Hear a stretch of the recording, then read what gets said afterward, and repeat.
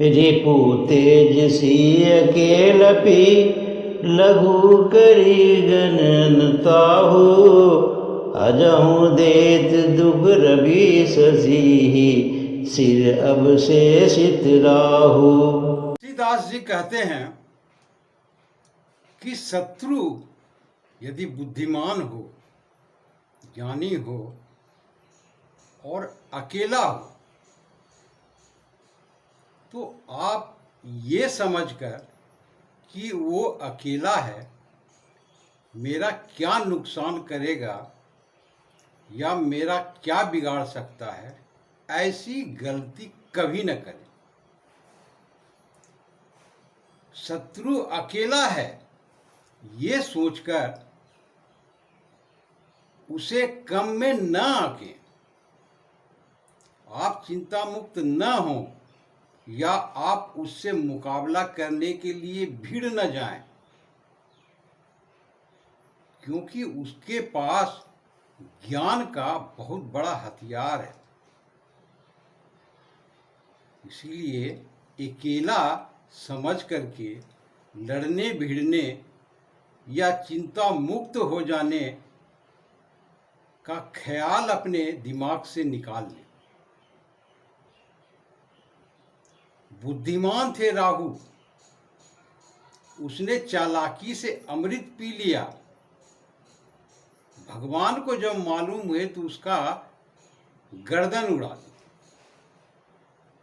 सिर्फ सर क्या कर लेगा। सूर्य को, चंद्रमा को ग्रहण लगा देते।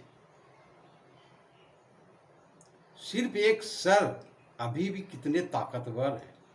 उसी तरह से ज्ञानी व्यक्ति, आप शारीरिक तौर पर उसे सोचते होंगे कि कमजोर है, दुबले पतले हैं, हवाजान है, उड़ जाएगा, तो ये गलत फहमी है आपकी, आप भ्रम में हैं। जब भी यदि इस तरह के शत्रु से मुकाबला हो तो इस बात का विशेष ध्यान रखें, वो ज्ञानी है अथवा नहीं। यदि 10 लोग मूर्ख है, ज्ञानी है, तो उससे आप निपट सकते हैं, परंतु एक व्यक्ति यदि ज्ञानी बुद्धिमान है और वो आपका शत्रु है तो बड़ी मुश्किल में हो जाएंगे आप। इसीलिए उससे लड़ने भिड़ने या उससे चिंता मुक्त हो जाने का ख्याल निकालें, सावधानी बरतें और उससे अपने ज्ञान के ही माध्यम से लड़ें। शारीरिक बल का उपयोग कर गलती न करें। दूसरी ओर पलट दें आप। यदि आप ज्ञानी हैं और सामने 10 अज्ञानी हैं तो आपको डरने की जरूरत नहीं। ये भी बात है। यदि आप ज्ञानी हैं, विद्वान हैं, पढ़े लिखे हैं, समझदार हैं और 10 लोग हैं, बलशाली है, तो आप डर जाएंगे, ये भी ना करें। आप अपने बुद्धि ज्ञान का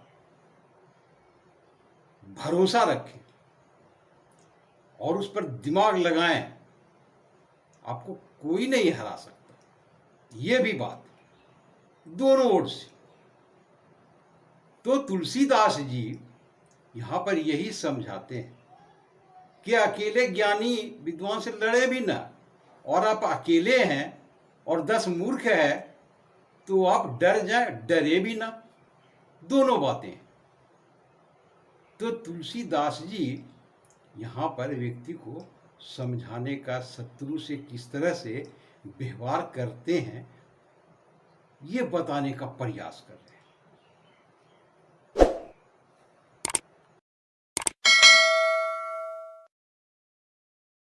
भरद्वाज सुनु जाहि जब होय विधाता बाम दूरी मेरो समझनक जम ताहि ब्याल समदाम। तुलसीदास जी इस दोहे में कह रहे हैं, यदि आपका समय विपरीत चल रहा हो, आप विपत्ति से घिरे हुए हैं,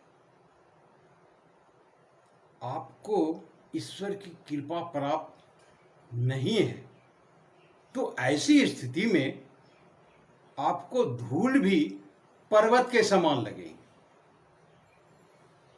पिता भी आपको काल के समान लगेंगे और रस्सी भी सर्प के समान लगेगी।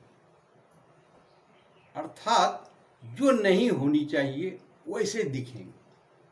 कहते हैं विपत्तियां जब आती, कहते पहाड़ टूट पड़ा है। ये विपत्तियां आती है सभी पर, परंतु जिन्हें ईश्वर की कृपा प्राप्त है वो उसे झेल जाते हैं। जिन्हें ईश्वर की कृपा प्राप्त नहीं है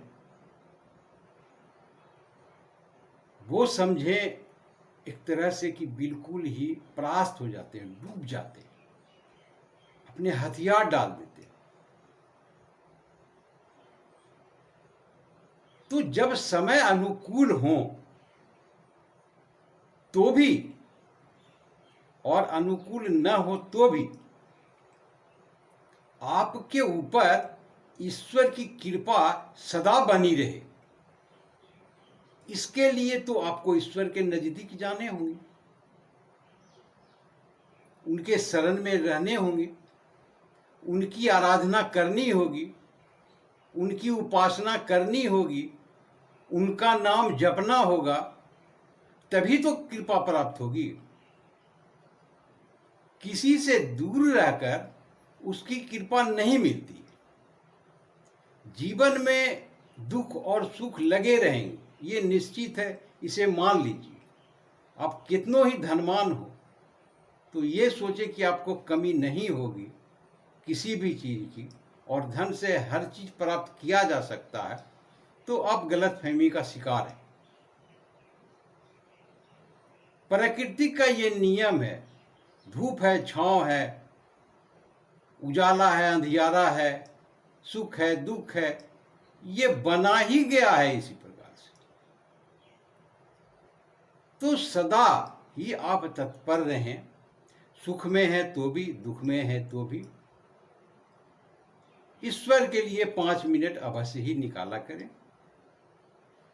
आप ये ना समझें कि आप शुद्ध हैं, वो शुद्ध हैं। कुछ जगहों को छोड़कर हर जगह आप ईश्वर का नाम जप सकते हैं, काम करते हुए भी, सोने वक्त भी, कभी भी। कोई ऐसी बंधन या कोई नियम नहीं है कि यहाँ पर ईश्वर का नाम नहीं लिया जाए। आप पूजा करते हो अथवा न करते हो, फिर भी उनके प्रति आपकी जो लगाव है वो दृढ़ होना चाहिए, संकल्पित होना चाहिए, आपको उससे डरना चाहिए। तभी जाकर के उनकी कृपा आप पर होगी। हर जगह जैसे कहते हैं कि व्याप्त होते हैं, तो उपासना तो हर जगह की जा सकती है।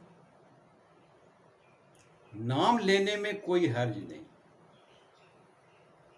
बहुत से विद्वान ऐसे हुए हैं जो अपने काम करते हुए भी भगवान का नाम लेते हैं और अच्छे भगवान के शिष्य। तो इस प्रकार से यदि इंसान अपने संपूर्ण जीवन में जब हो भक्ति करें, जब मौका मिले चूके ना। ऐसा नहीं है कि आप अपना काम नुकसान करके ही भक्ति की जा सकती है, वैसी कोई भी बंधन नहीं है। भक्ति भाव में रहें, दया की भावना आपके अंदर है तो आप ईश्वर के भक्त हैं। लोगों का बुरा नहीं करते हैं तो आप ईश्वर के भक्त हैं।